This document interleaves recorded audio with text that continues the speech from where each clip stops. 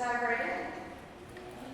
So let's start with the basics. What is Prop 28?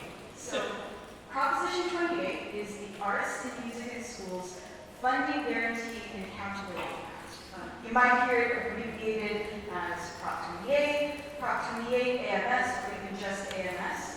Regardless of the nickname, note that it's referring to this historic investment in arts education.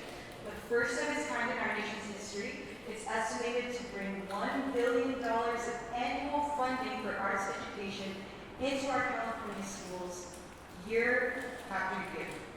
So it was voted into law in 2022 with the support of about 2 in 3 California voters, and the first wave of Prop 28 funds rolled out in February 2024. Okay, so here in LA County, it was estimated to bring about $218 million into our LA County schools, and that accounts for almost a quarter of Prop 28 funds statewide. So looking at the median Prop 28 entitlements, we're looking at about $76,000 per school site, or $1.2 million per school district. And here, it's important to note that LA Unified, being the largest district in our state, also got the largest amount of Prop 28 funds, and that's estimated at over $70 million. And we know, of course, there are some criteria that have to be met in how these funds get spent. So at least 80% of Prop 28 funds must be used to bring in more people who are teaching the arts. Now this could be credentialed arts teachers or other arts instructors who are employed by the district. Up to 20% can be used for other program expenses like materials, equipment, teacher professional development, or partnerships with community arts providers, and up to 1% can be used for administrative purposes. And here I want to point out that these are minimum and maximum requirements. It's not the case that districts have to spend exactly these proportions in these ways. And above all, we know that Prop 28 funds must be used to supplement and not supplant existing arts education setting. So in other words, the fundamental goal of Prop 28 is to increase and not replace what was already there in terms of arts education. And now we know that there's been a lot of scrutiny around how all of this is going in our local schools, and that brings us to the purpose of this study. So this study was investigating 3 main research questions. The first was looking at Prop 28 implementations. So looking at our local LA County district arts leaders, what are some of the strategies and strengths that we're seeing? What challenges and needs still remain? The second research question was looking at public perceptions. So what are our LA County community members seeing in their local schools? What are their hopes and expectations for the impact of Prop 28? And then finally, the third research question was to bring those perspectives together, looking for intersections and opportunities for these constituencies to work together toward achievable goals in Prop 28. So I investigated those research questions in this mixed method study design. So looking at the first research question around implementation, I started by using publicly available data to choose the districts that I wanted to invite to be a part of the study. So of the 80 school districts in LA County, 10 agreed to an interview. Of those 10 interviewees, 8 were district level arts coordinators, and the other 2 were arts teachers on special assignment. Looking at the second research question around perceptions, I explored this by conducting an online survey that was distributed by Arts for LA and other partners. That brought in a total of 264 responses from LA County residents, all of whom were ages 18 and older. And then finally, looking at the third research question around intersections, I brought those statistical analyses and qualitative analyses together to, again, look for possible areas of overlap or disconnects between these different groups' perspectives. And just like all research, this study certainly had its limitations. Now, I want to be the first to acknowledge that because of the number and characteristics of the participants in this study, it's not aiming to make any kind of generalizable claims about how Prop 28 is going in all LA County schools, and certainly not from all LA County residents' perspectives. But it does give us a window into these realities for a few of our schools and a few of our important community members. The second main limitation has to do with the timeline. So all of this data was collected between mid-June and late July 2024. We know that a lot of things have probably changed since then. But still, this does give us a snapshot of where things left off at the end of last school year and where they might be headed from here. And with that, let's look at some key findings from the study. So from the interviews with these district arts leaders, one of the things I found was that districts were in many different places with their Prop 28 implementation. So some were able to take really rapid, decisive action to get going right away. Others were still kind of building momentum or addressing some other priorities before they could move forward. And relatedly, districts were building on some of their strengths, and those who were especially well equipped had things like strategic arts plans, arts advisory councils, arts education data, and needs assessments that they could draw from to clarify their vision and identify gaps that could potentially be filled using these Prop 28 funds. Meanwhile, they're of course also navigating challenges to name a few: shortages of staff, time, and space that could accommodate these arts education programs once they extend. Okay. Turning to the survey, we know that there has been a lot of skepticism around how Prop 28 is being implemented. What I found in looking at the survey responses is that survey respondents were way less likely to be among those skeptics when they believed that the community was more involved in their local implementation efforts.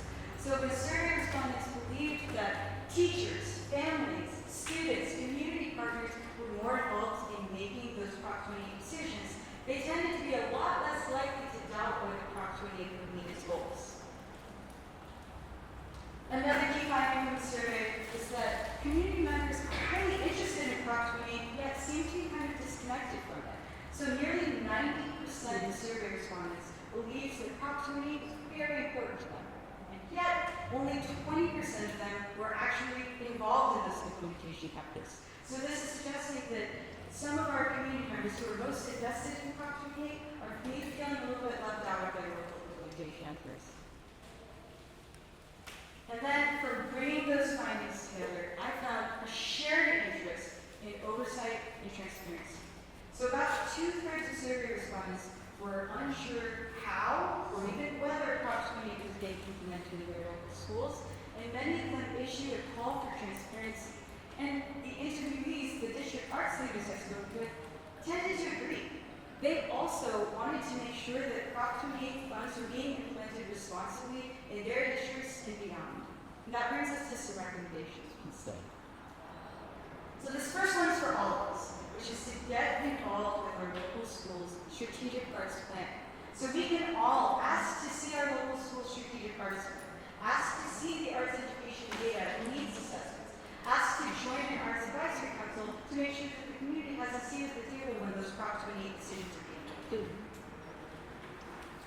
This next recommendation grew from the strong practices and strategies that we saw among some of our district arts leaders. And this is to look for opportunities to collaborate both within and beyond districts.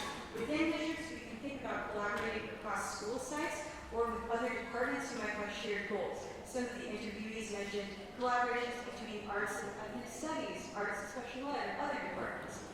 Looking beyond districts, we can think about strengthening implementation networks so that practitioners have a way to share these promising practices with each other and also with the public.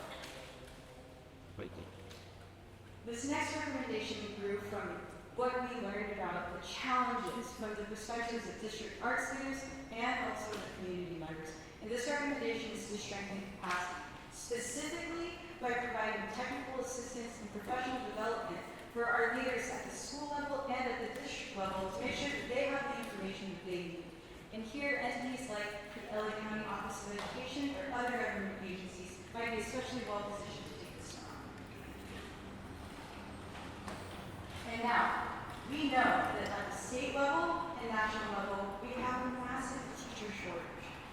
We also know that many of the Prop 28 funded positions that are being created are calling for certificated staff, which means there's an increased demand for credentialed arts teachers.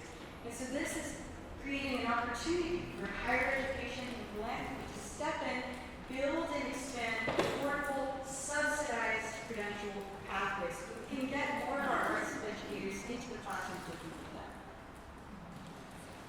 And then finally, this last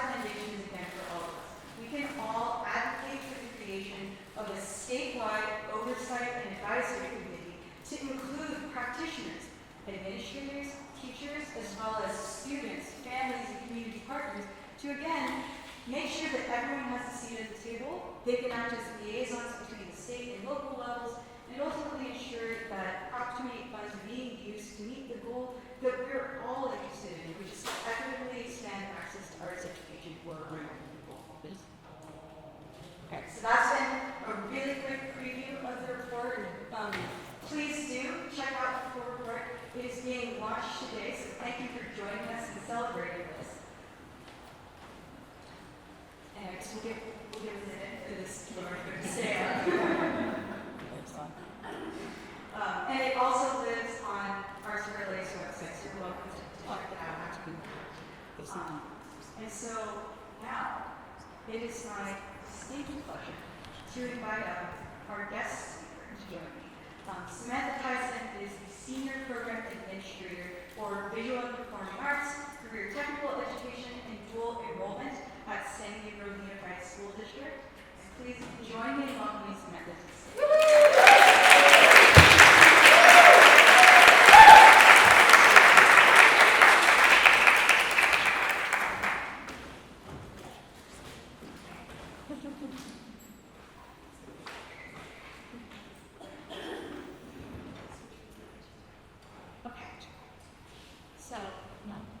Samantha, it is such an honor and a pleasure to be in your conversation.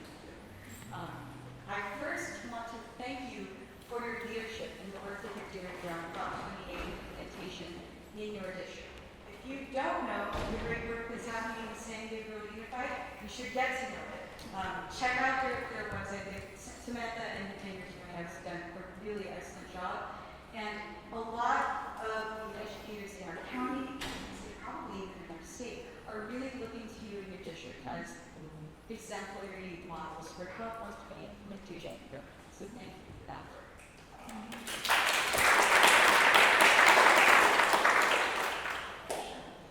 Thank you. It's really an honor and a pleasure to be sitting here with you, Lindsay, and thank you to Arts Rally for hosting this. This is an amazing event. Yes. And so now we would love to hear more about how Prop 28 is going for you in your district. But first, I know that you wear a couple different hats when it comes to Prop 28. So I wondered if, to start us off, you could tell us a bit about some of the different ways that you've experienced Prop 28 and navigated it in your role and maybe us. Sure. So I'm a native Californian, grew up here in Southern California, in mostly Ventura County, not Orange County, sorry. But I'm also a Gen Xer, so I grew up right as Prop 13 had been implemented, and if you're not familiar, that was 1978. It was great for homeowners, but it inadvertently ended up getting arts education throughout the entire state. So that's my upbringing. As I was growing up through the school system, I was receiving the message that arts was for gifted and talented, for people who could afford it. We had to raise money for it. Booster clubs that propped up arts programs. A lot of nonprofits came in to prop up arts education in California. So that was my upbringing. When I became a teacher, I was a music teacher, and I started teaching during the Clinton presidency, and I remember feeling kind of a resurgence of arts, and I remember feeling like, oh, we're important again, all of a sudden. And it was really exciting, but then very shortly after that, we got No Child Left Behind, and any kind of gains that arts education had gained was replaced by reading and math. I remember I lost all my 6th grade band students because they had to take 2 reading classes instead of an elective. And so we're back to the fight again, and it was, so that's kind of where you end up having kind of a chip on your shoulder all the time, and you're always fighting for arts education. So, I ended up leaving teaching when I had 2 babies at the same time, and I ended up working for a nonprofit professional orchestra where I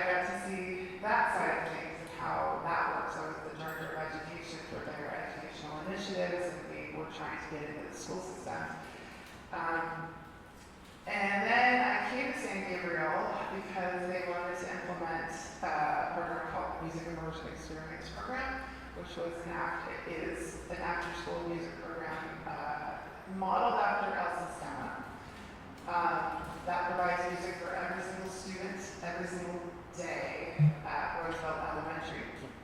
And the position morphed into a district arts coordinator position. And then, we did some cool things, and I want to shout out to Sandy Super here in the front row, because we love her. She helped our district get our very first arts strategic plan up and running. And we finished that in 2019, right before COVID, and it helped us get through COVID. We ended up keeping a lot of things alive just because it was in the plan. And I had a document that I could point to when decisions were being made. I was like, yeah, okay, but the plan. And it was very important. And then, but also part of the plan, we created this model program. And I love Sandy's question at the beginning was, dream big in 5 years. If money was not an issue, what would you want for the arts? So we did, and we created a model program. What would we want if money was not an issue? And so then all of a sudden, Props comes along, and all of the things that we couldn't afford in our model plan, all of a sudden, we're going to do it, and it's really exciting. So the other part of me, and I was super excited about Props 28. I helped gather signatures to get it on the ballot. I made everybody in my district office. I was telling everybody, it's coming, check it out. I was one of those annoying people in my district. And then when it passed, I went into my superintendent's office the very next day and said, okay, what are we going to do? He goes, hold on. But I was really excited to move forward with Prop 28. Finally have funding. It's been amazing. The other side of what Lindsay alluded to, outside of school is I'm a parent so I work in LA County. I live in Ventura County. And my children I have 2 kids in a school district that is very different than what, and knowing what I know, it's challenging for me to be a parent. And my husband actually teaches in the school district, and I will not name the school district, but it's probably figured out. But so I started asking questions. What is this school district doing for Prop 28? And I get a lot of shut doors, and thank you for your time, Samantha, but we got it. And so I'm paying attention, and it's wildly different and a little frustrating as to what's being implemented. Yeah, and I think that's the reality across our county, truly across our state. And I mentioned earlier that many are looking to your district as like really exemplary model of how property implementation can go. I also imagine that hasn't been without its challenges. So I wondered if you could tell us a little bit about any of the challenges that you and your district have run into in implementing Prop 28, and also any of the benefits that you might see. Sure. Well, I'll start with benefits because that's the most exciting part, and we've been able to do a lot of cool things. We finally have all 5 arts disciplines being taught in our elementary school.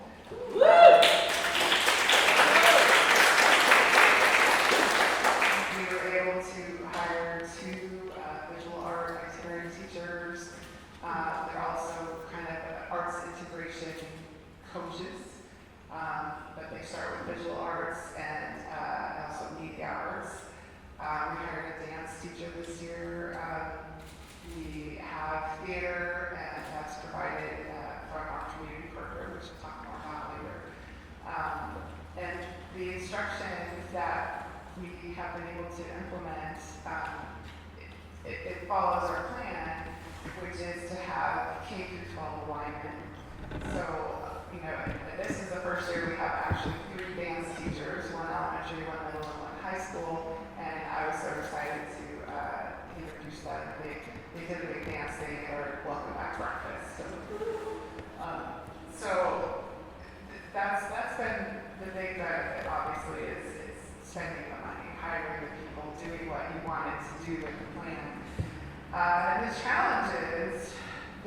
pretty much is figuring out how to pass the audit, just point blank. It's complicated. Funding in public education is complicated.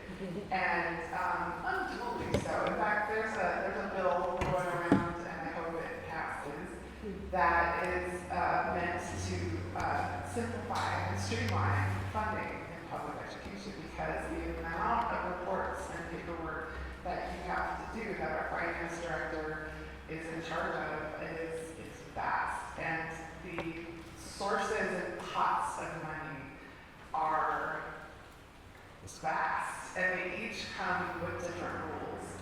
And so now here's a new pot of money, Prop 28, with its own set of rules, and and also, you know, no insults meant. It's been very unclear. There's been a lack of clarity, and you know, the FAQ page gets updated every month with more. As we keep asking questions, we're getting answers, but it's been kind of a slow process. And every district seems to have a different interpretation. And so I find that I get asked a lot of questions from other districts, like, what about this? And do you have any, I just got an email yesterday about booster funds and whether or not we can pay for booster funded coaches with Prop 28. And it's some schools are doing it without a problem or without any shame, and other districts are and so there's going to be a lot of issues, I think, that will come out of this as we start really lifting the rock and see how everybody's spending their money. Yeah, well, thank you for that. That level of insight, I think, is something that isn't always so clear to those of us who are maybe situated outside the school district. Like I myself am in the space of higher ed and community-based organizations, so it's not always clear what it takes to make something like this happen. And it is complicated. So just out of curiosity, how many of us in the room also feel like we're situated in some ways outside the school district? Okay. And then how many of us feel like we're kind of in the mix, inside the school district? How many of us think? Okay. Okay. and some maybe in the yeah, well, so I think that these kinds of insights are so important to kind of bridge that gap. And that was kind of part of my objective in the study too, is to put these perspectives into conversation with each other, because it's hard to know what's going on the inside. And so maybe on that note of kind of making those connections with the community outside of the district, I wondered if you could talk a little bit about how you've involved the community in your Prop 28 implementation. We specifically touched on the role of community partners in that. Absolutely. I'm proud of my district. That's not really a question. No, I am very proud of my district and how we engage our community in decision making. We have an educational advisory committee with over 70 members of our community that come help us do the district strategic plan. We have an advisory committee for almost everything, and it includes parents and students and teachers and administrators and community partners from the community. So I, use that model and also help for saying thank you. We're going to get that so long. To build a visual performance advisory committee.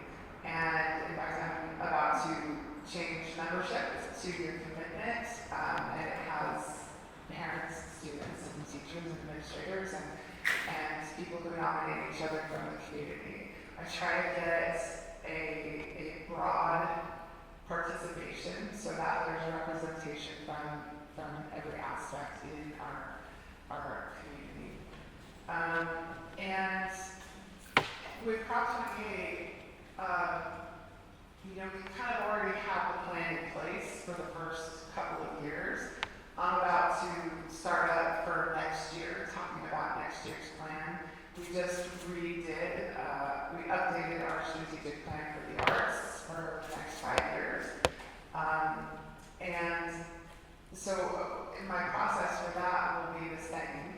We'll be, talking about the plan with our advisory committee, but I will also sit down individually with each of our principals to talk about what they want and what they're hearing from their individual site community. And then in addition to that, we have 3 schools in our district that have the community schools grant. We'll be collaborating with them. I'm on their advisory committee.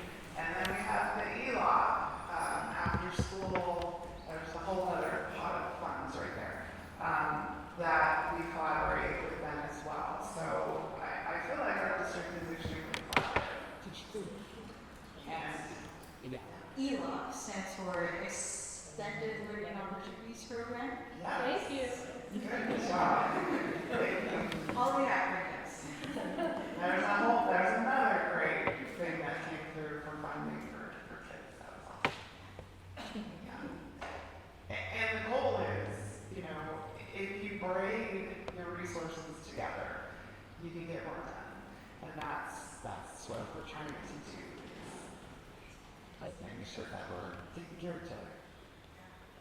Yeah, and I think that's a really important strategy for all of us to keep in mind is that Prop 28 funds will probably work best when it's combined with some other resources that are already part of the arts ecosystem there. Because one of the things that I found, even in just looking at the publicly available data that is out there for all of us, by the way, like we can all go to CDE's Prop 28 website and look at how much every single school in California is getting. And what I found is that there are some schools that are getting less than $60,000, less than $50,000. And that's not a ton when we think about that these are supposed to be used to bring in new arts teachers. And so it becomes kind of a necessity to combine that with some of the other resources, and it's something we found some really, really strategic ways to do that. Yeah, it's all a work in progress. And I appreciate you kind of sharing your process of counsel. Yeah. Maybe this is a good time to look to some of our audience questions. Yeah. So again, thank you to those of you who submitted your questions in advance. We won't be able to take any questions from the live audience today, but again, if anything was like, just give us 5 seconds. We're back to talk more. So this first question kind of relates to the last one that we talked about, but is specifically focusing on youth. So this being a session of Temple Legacy and Learning, this audience member wanted to know, how do we involve youth into our decision-making as organizations? What should our approach be in making informed decisions with them in mind? Well, number one, your school district, it needs to be said again and reset that decisions should be student-centered. And sometimes we get away from that because we're taking care of the adults. And yes, we should absolutely take care of the adults, but the decisions should be student-centered.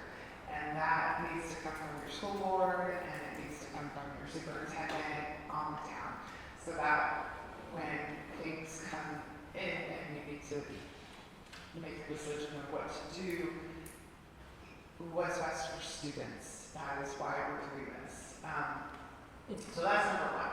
And I know that's not something that everybody can take for granted in their school district. So that's very important. Bringing student voices literally to the table is important. So, in St. Gabriel, our superintendent has a student advisory committee.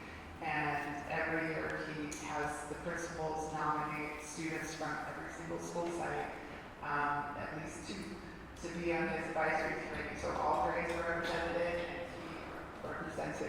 and he gathers with them and asks them questions and just listens to what they say. And then he shares with all of us district leaders every month after he's visited with them. He shares it at the board meetings.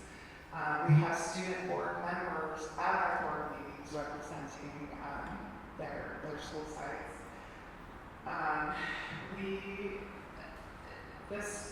What we're working on this year is developing surveys to access information from our families, both from students and from their parents, and asking questions about, what are their interests, what are they interested in, because that will guide what dual enrollment classes we provide, and that will guide, where we need to put our focus, our energies on. We want to know how they can access, if they can access arts education. We want to know if there's obstacles in their way and what they are, so we can try to get them out of their way. It's the goal. We have a lot of issues at our district.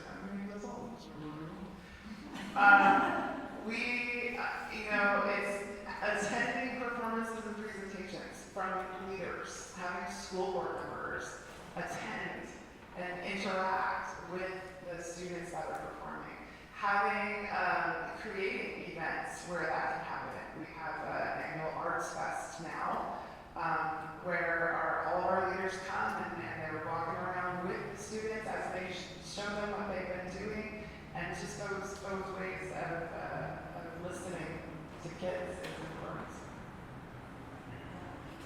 Yeah, absolutely. And I love the two big points that divers. Seems like there's kind of a cultural element to establishing a culture of student-centered decision making, and then all of these practices that have to do with making it real, bringing it to life, and bringing it into our leaders' lives, and vice versa, putting our students in leadership positions. Well, our next question kind of shifts from this a little bit. So, when setting budget priorities, what do you see as the balance between consistent classroom instruction and key experiences like field trips, performances, and artist residencies? That's tough. Field trips are life-changing. They can change lives. It can expose kids to things they never thought of, and guide instruction, and they can be impactful. Artist residencies, same thing, can be absolutely life-changing.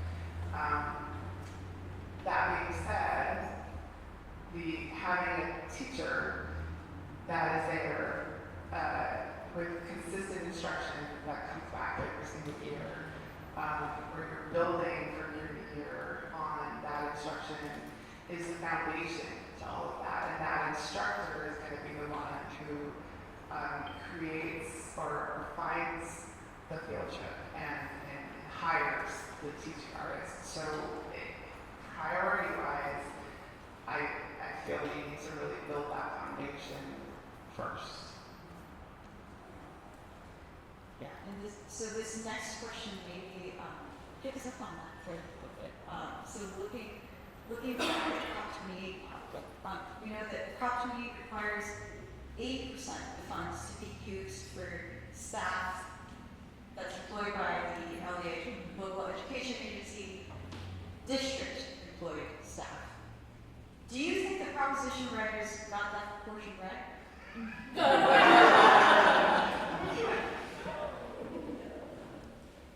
No.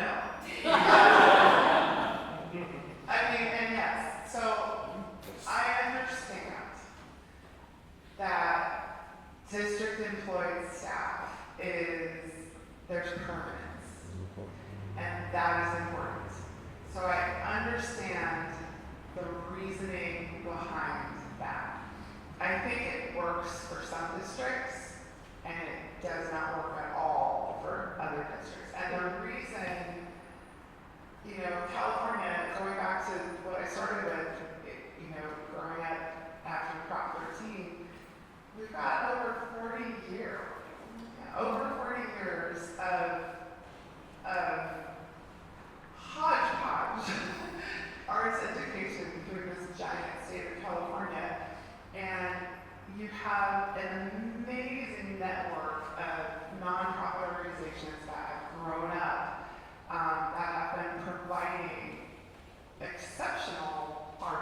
education to our schools.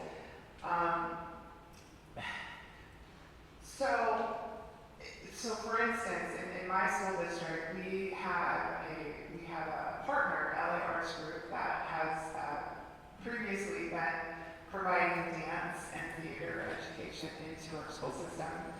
And when Prop 28 came out, I was a little bummed that I could only use 20% of our funds to expand what we were doing with them, because it's phenomenal. We have this big plan, it's all sequential, it's fantastic. So if it was 70-30, all my problems would be solved, but it's 80-20. So, did they get the proportion right? I would love it if the 80% included instruction, not just district hired staff.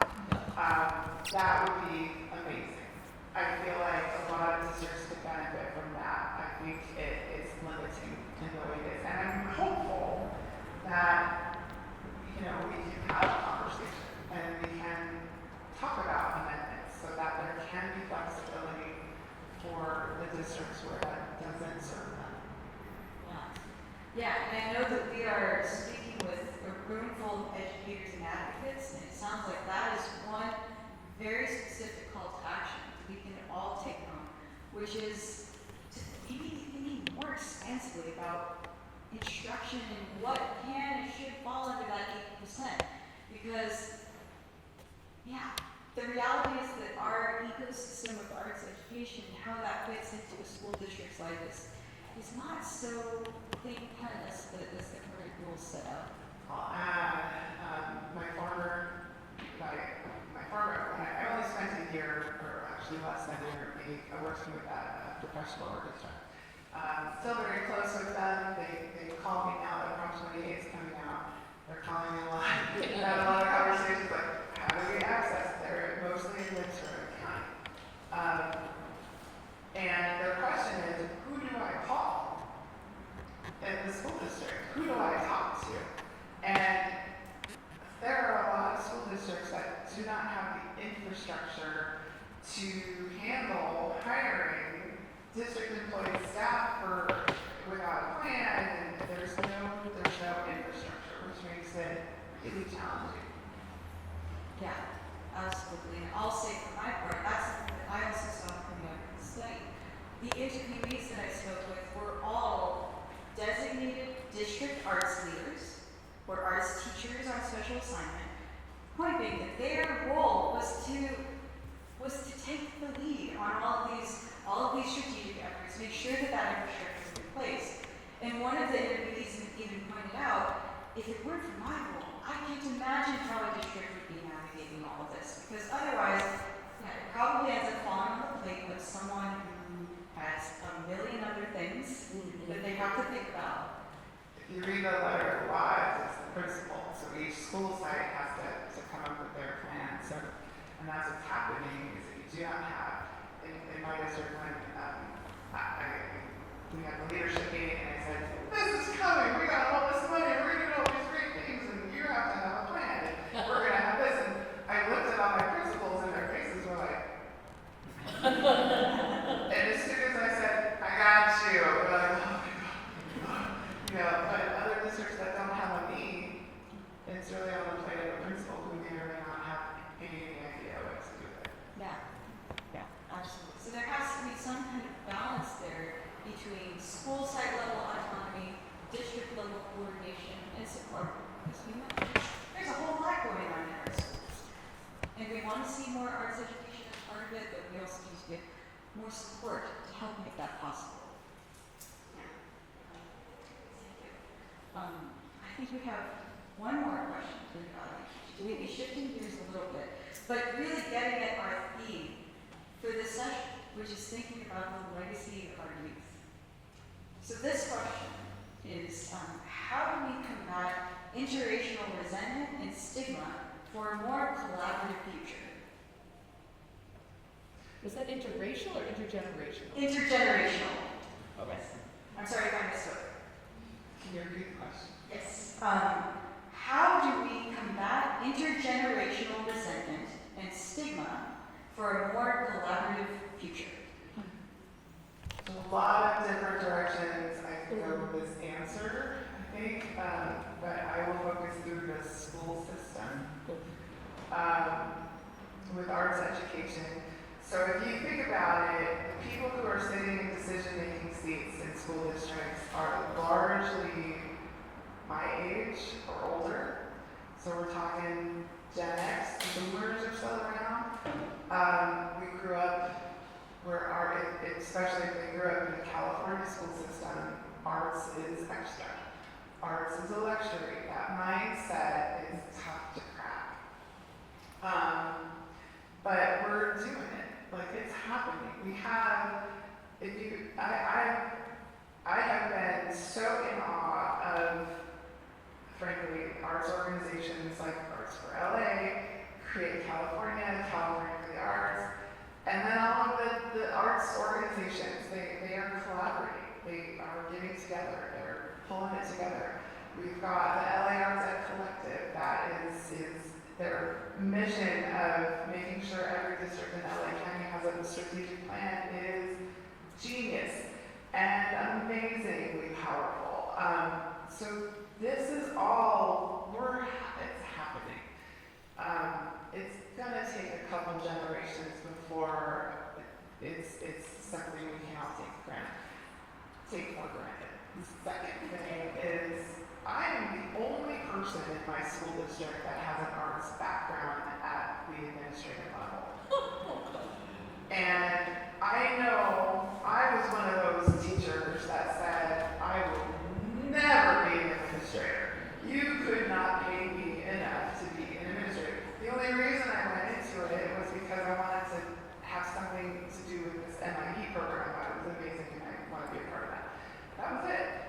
If that hadn't come along, I'd still be a happy teacher. And I think most arts teachers are very happy being arts teachers and don't really want to go into administration. But I'm on a mission to encourage more and more of you to go into administration. So there's more of us at the table. I can't even count how many times I'm sitting at a table and I have to say, okay, what about BAPA? And everybody goes, oh, right, okay. And they don't know what to do. So if there's no arts people in leadership positions, it'll take longer for that to shape. And community members need to insist that they are collaborative with their community and transparent. I think that's challenging for some districts. Do you have any recommendations for this festival or community members who maybe want to get more involved with it? Or Go to your school board meetings. Go to your school board meetings. Talk to the school board member. If the school board wants it, the district will have it. That's really key. And I didn't understand that quite when I was a teacher. I didn't understand that. Now I understand it. If there's an email from a school board member that comes through with I have a parent concern, and it comes through, it ripples through the district office, and everybody's like,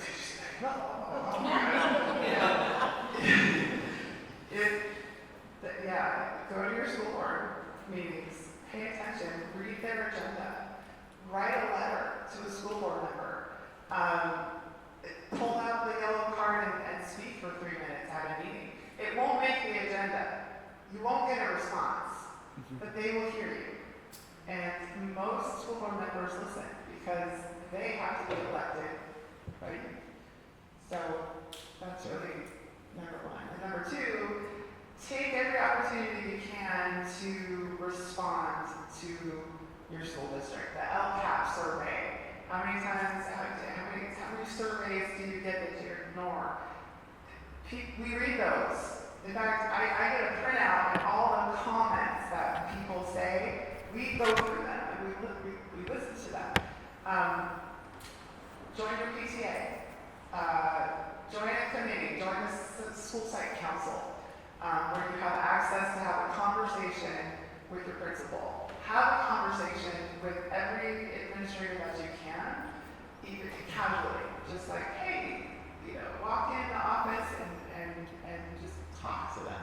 It's amazing how few parents have a relationship with site administrators. I know them by name. I can count.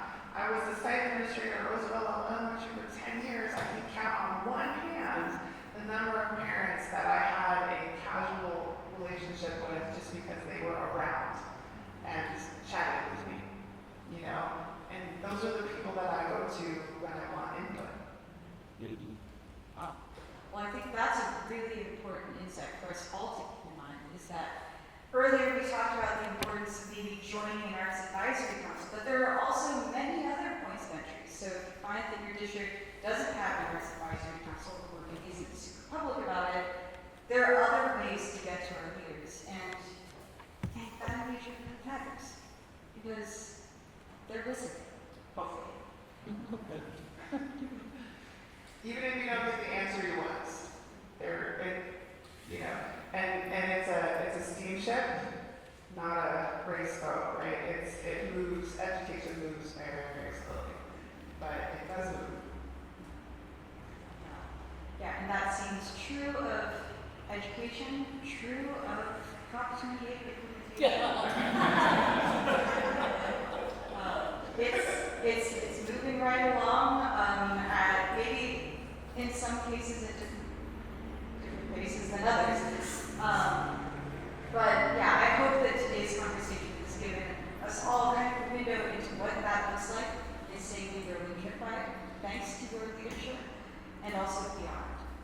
And so we want to thank you again for joining us for this conversation on the legacy of our youth.